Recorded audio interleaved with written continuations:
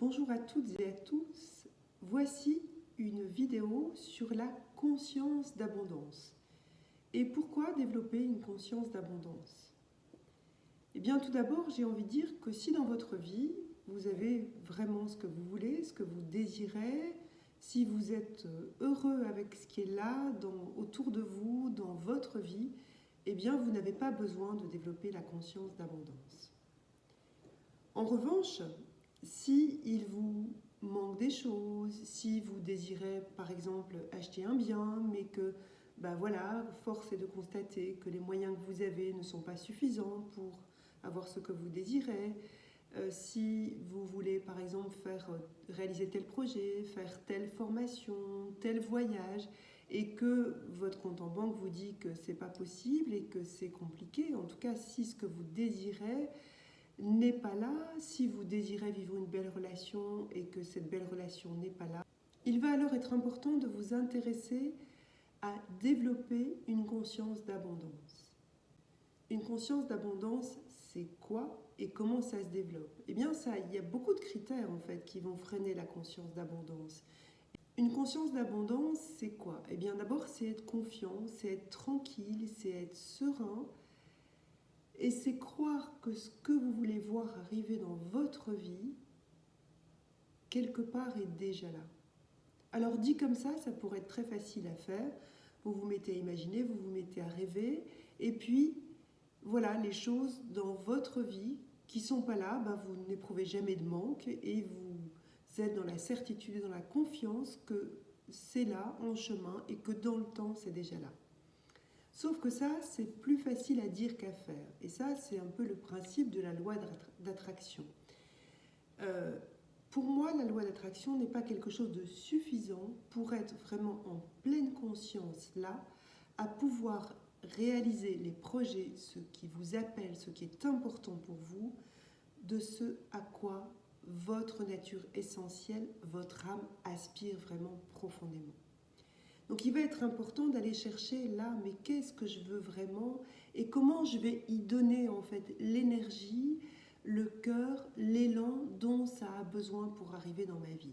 Donc ça, c'est une des choses. Et pour ce faire, eh bien entendu qu'il y a des choses à nettoyer, il y a des choses à regarder, il y a peut-être d'anciennes croyances à recycler, il y a à observer finement vos comportements, vos attitudes, de comment vous parlez de ce que vous vivez. Est-ce que vous en parlez? Est-ce que vous le vibrez? Est-ce que ça se passe à l'intérieur de vous plutôt dans le manque? Et d'ailleurs parfois dans le manque comme une obsession, c'est-à-dire que si vous avez des problèmes d'argent, vous êtes en permanence en train de faire vos comptes, en train de regarder, en train d'essayer de trouver, ou au contraire vous ignorez vos comptes, vous ne voulez pas vous en occuper, vous ne voulez pas les regarder. Et du coup, en faisant ça, d'une certaine manière, vous mettez l'argent sur un piédestal parce que vous lui donnez un pouvoir qu'il n'a pas.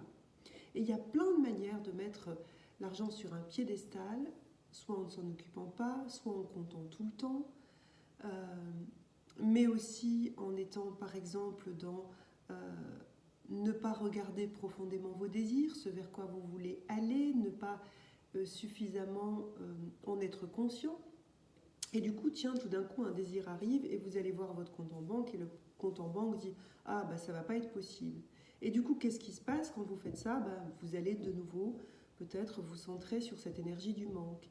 Et vous allez commencer à ressentir des émotions désagréables. Vous allez commencer à sentir de la frustration, peut-être de la colère, peut-être du désespoir, peut-être de la tristesse. Et vous dire « Mais ce truc-là, ça se répète encore dans ma vie. J'aimerais tellement que ça change, mais c'est toujours la même histoire, c'est toujours la même chose. » Et plus vous allez vous centrer sur cette énergie-là, et plus vous allez en vivre des émotions, des pensées, des choses désagréables avec l'argent, plus vous allez attirer ça à vous. Alors on ne se débarrasse pas comme ça de ses comportements, de son histoire avec l'argent, de tout ce qu'il y a en interne, de tout ce qui se passe en nous. En revanche, c'est possible de faire un vrai ménage là-dedans et de vous libérer de ces croyances, de ces émotions qui sont vraiment très pesantes. Et c'est possible d'aller vers plus d'abondance. C'est un chemin, c'est un travail. Et moi, j'ai envie de dire, pourquoi vous n'auriez pas ce que vous désirez? Pourquoi ce qui aspire profondément en vous ne peut pas se manifester? eh bien, ça a probablement à voir avec ces blocages. Dans le programme que je propose, Abondance et Liberté, on va balayer l'argent, j'ai envie de dire, sous toutes ses coutures. On va vraiment regarder pendant cette live tout ce qui se passe dans votre relation à vos désirs et à l'argent et comment vous mettez en place quelque chose qui va vous faire vivre des expériences plutôt désagréables et qui va vous faire sentir le manque plutôt que d'aller vers l'abondance. Dans ce programme, il y a aussi tout un travail énergétique de transformation, c'est-à-dire qu'on va travailler notamment avec l'EFT pour aller transformer vos émotions pesantes, obscurcissantes, pour aller transformer votre système de pensée, le regarder, en devenir plus conscient et changer ça. Parce que j'ai envie de dire que l'abondance dans la vie, dans la nature, elle est partout. Et ce qui nous empêche bien souvent de se le faire vivre aussi avec l'argent, eh bien, c'est qu'il y a de nombreuses croyances qui sont vraiment très répandues, qui font que ça bloque. Et puis, il y a aussi le phénomène qu'on a bien souvent une relation très affective avec l'argent. C'est-à-dire que ça peut nous faire vivre des mouvements de panique, ça peut nous faire vivre de grandes peurs, de grandes insécurités. Et il va être nécessaire, si on veut ouvrir ce canal de l'abondance dans nos vies, il est vraiment nécessaire d'être de plus en plus tranquille avec cette relation à l'argent, d'être de plus en plus apaisé. Et du coup, plus on va se tranquilliser, plus on va s'apaiser, plus on va remettre l'argent à sa juste place. C'est-à-dire qu'on va remettre l'argent comme un moyen de vivre ce qui aspire en nous, de vivre ce qu'on a envie de vivre, et du coup qui va nous permettre un bon nombre de choses. Quitter la relation affective avec l'argent, c'est peut-être pas une masse à faire. Oubliez tout ce que vous croyez par rapport à l'argent jusque-là, c'est pas non plus une masse à faire.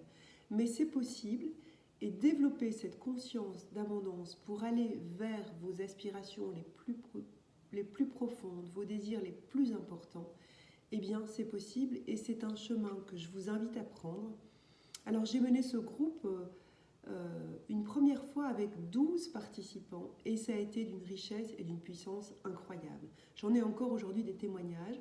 J'ai envie de le renouveler en cette fin d'année et le groupe démarre le 24 novembre. Vous allez pouvoir trouver le lien sous cette vidéo. Alors si ça vous intéresse, eh bien, vous pouvez échanger avec moi, me poser des questions sur le programme et je vous en dirai davantage. En tout cas, on peut se retrouver ensemble en live pour cette live le jeudi 24 novembre. Je vous dis à très bientôt.